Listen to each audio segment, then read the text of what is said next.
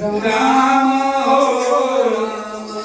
मधुलरी देखी रावण के बहुत बार समझेली के हे प्रभु हे स्वामी दूसरा के पत्नी पर ध्यान ना देने के चाहिए, दूसरा के धन पर कभी अपना समझे के चीज ना हो ना तो लास्ट में नाश हो जाला। लेकिन मधुदेवी के समझेलो पर रावण ने धर्म लोहे रो के रखल बड़ी। हरे राम मारे